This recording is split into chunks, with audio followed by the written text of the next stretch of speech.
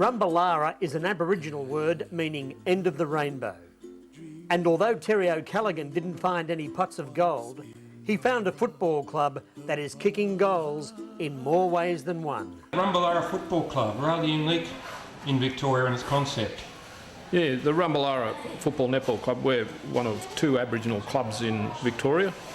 The other one is the Fitzroy Stars in Melbourne, and the Rumbalara Football Netball Club sort of came into being in 1997. We were admitted to the Victorian Country Football League. But we've been around since the early 1980s, so we've got a little bit of history in the short term as the Rumbalara Football Netball Club, but we're linked into the history of the Yorta Yorta people up in the Goulburn Valley. We're a Shepparton-based club and we field 4 football teams and 9 netball teams.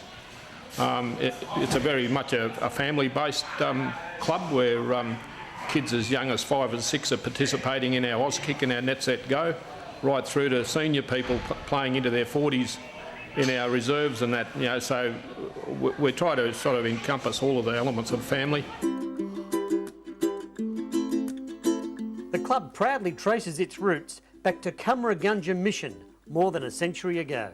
In the late 1890s, Cumragunja, which is the Aboriginal mission that we tend to all come from, was fielding a team in the 1890s and were winning premierships in 1898 and in the 1920s right through to the 1930s.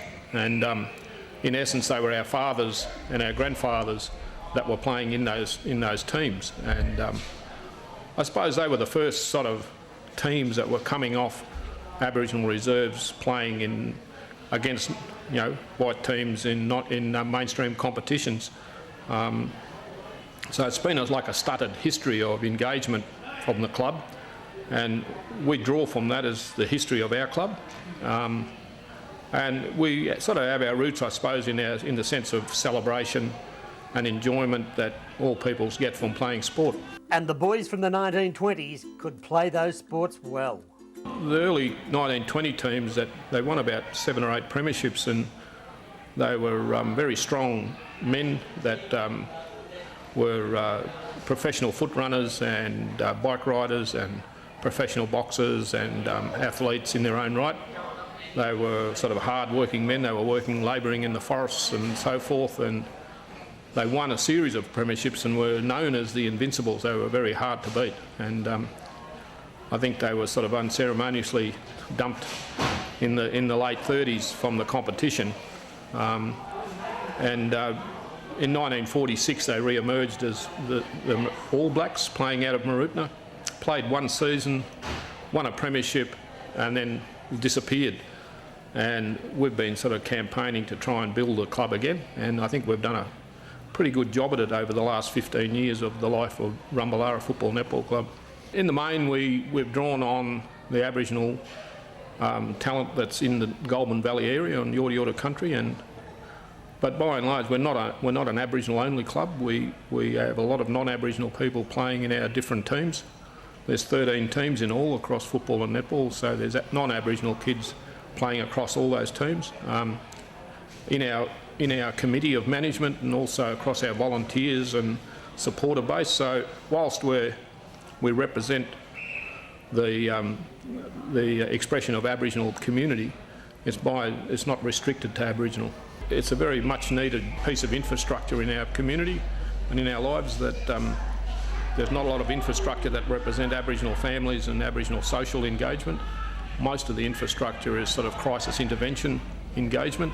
So the Football Netball Club celebrates the coming together of all of the different family groups, clan groups in our region, and gives people the opportunity to build role models, build leadership, and just celebrate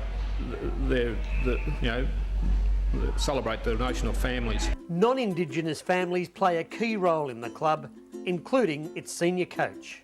We've sort of grown in the maturity of the club, and in the early part of it, it was Aboriginal-only coaches across who had an understanding of where the playing group and where the community was, and the sort of needs of community and playing people. But as we've grown and we've nurtured more engagement with non-Aboriginal community, we've been able to use non-Aboriginal coaches as well. I'm a non-Aboriginal person, but grew up in Shepparton. A lot of my friends were Aboriginal, and so when the football club started 15 or 16 years ago, one of my best mates, Mark Atkinson, was the coach at the time and asked if I'd come and play, and sort of began from there. Yeah.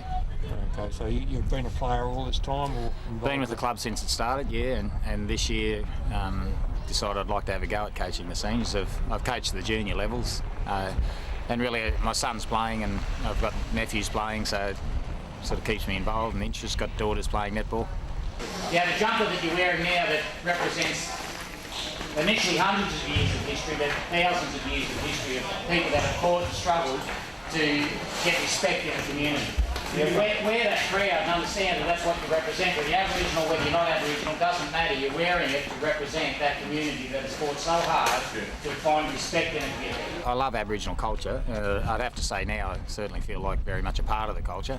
But probably early on you realised you were different, and it gave me appreciation for people that have to live in cultures where they're obviously different. I was obviously different when I started, and though I had many friends, the culture was different. I realised that, and it can leave you feeling a little insecure. But thankfully I was well accepted, and people within the community embraced me in the community and my family, and so we feel very much a part of it now.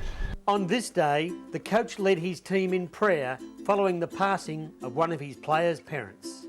Ask Lord, if you comfortable with them, that you bring peace that only you can bring. Lord, now as these boys go out and play, they will remember to represent this jumper well, to represent their community well, and to represent you well, in Jesus' name.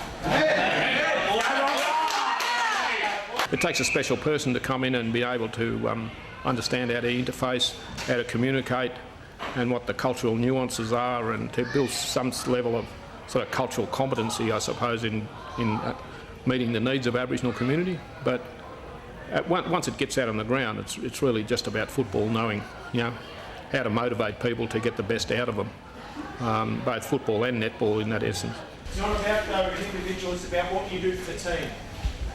That's that accountability. It's about saying, Westy, you feel you didn't go when you needed to. The 13 teams travel together, and once we get to the ground like we are here today at Mulwala, that we'll be getting here at 8:30 in the morning, and we won't leave till 6 o'clock tonight. But as soon as we get here, all the grades of netball are starting to operate. All the football grades are starting to operate.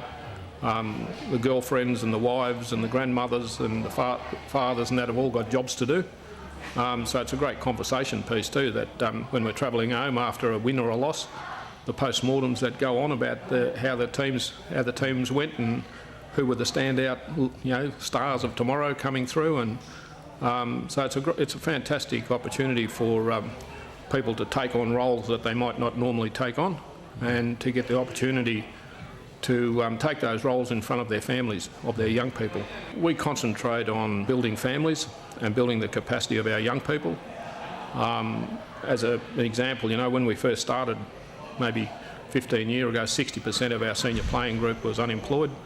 That would be only around about 10% now that we've worked on that.